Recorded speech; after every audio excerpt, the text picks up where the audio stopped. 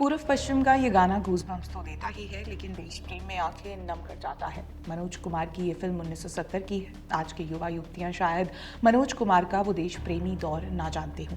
उनके लिए आप ये नमस्ते लंदन का सीन देखिए। अब भी आप लोगों को हम हिंदुस्तानियों के हाथ में सिर्फ सांप की बीन ही नजर आती है। आज भारत भले ही दुनिया की सबसे फास्टेस्ट इकोनॉमी क्यों ना हो या कितने ही दूसरे मुकाम क्यों ना हासिल कर ले, जैसे अक्षय कुमार ने कहा, कुछ लोगों के लिए ये एक स्नेक चार्मर्स का देश ही रहेगा।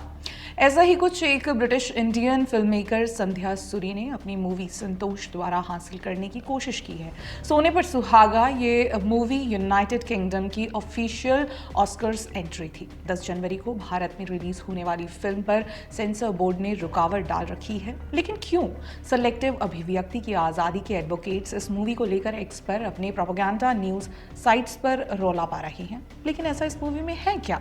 देखिए, शॉर्ट में बताऊं तो ये लेली प्ले बुक से लिया गया एक घिसा पिटा प्ले है। ऐसे डिलील्यू सिनेरियो को दर्शाता है जो आज के मॉडर्न भारत में शायद ही कहीं देखने को मिलता है। मूवी में सब कुछ है। संतोष मूवी के अनुसार भारत के लोग, खासकर upper caste Hindu, anti Muslim, Islamophobic, anti women, anti human rights, casteist गरीब हैं, और जहां का लॉ एनफोर्समेंट यानी भारतीय पुलिस केवल गरीब मुसलमानों और दलितों को टॉर्चर करने के लिए है। स्क्रिप्ट कुछ फैमिलियर लग रही है ना? एक दलित लड़की का रेप और मर्डर हो जाता है, जिसके बाद एक विधवा कांस्टेबल केस में इन्वॉल्व होती है। पुलिस मामले को सीरियसली नहीं लेती क्योंकि लड़की दलित थी। फिर दोष एक मुस्लिम लड़के पर लगाया जाता है।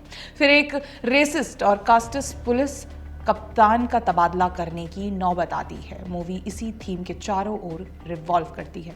What's interesting is that United kingdom को संतोष सबसे बेस्ट फिल्म लगी अपने ऑस्कर्स नॉमिनेशन के लिए for the best international film, जबकि कई डिजर्विंग मूवीज भी थी, जैसे ऑल ऑफ अस स्ट्रेंजर्स जो एलजीबीटीक्यू कम्युनिटी की एक इमोशनल स्टोरी थी, या एस्ट्रॉयड सिटी वेस एडरसन की फिल्म को संतोष के लिए इग्नोर किया गया। लेकिन क्यों? बता दें कि स्लमडॉग मिलियनेयर भी एक ब्रिटिश फिल्म ही थी जिसे इतने अकेडमी अवार्ड्स मिले, BAFTA अवार्ड्स मिले, जो आज भी सेलिब्रेट तो करते हैं, लेकिन उसके पीछे का असली मकसद भूल जाते हैं। मकसद है लिबरल दुनिया में पॉवर्टी पॉर्न प्रोवाइड करना। दुनिया के दिमाग में ये कंसेप्शन डालना कि भारत एक एंटी माइनॉरिटी, रेसिस्ट, कास्टिस्ट और अत्यंत गरीब देश है। शायद ब्रिटेन भूल जाता है कि उसके आने के पहले भारत सोने की चिड़िया हुआ करता था और आज भी है। ऐसे में एक इंडियन का इस तरह की मूवी बनाना तो घर का भेदी लंका ढाई वाली बात ही है।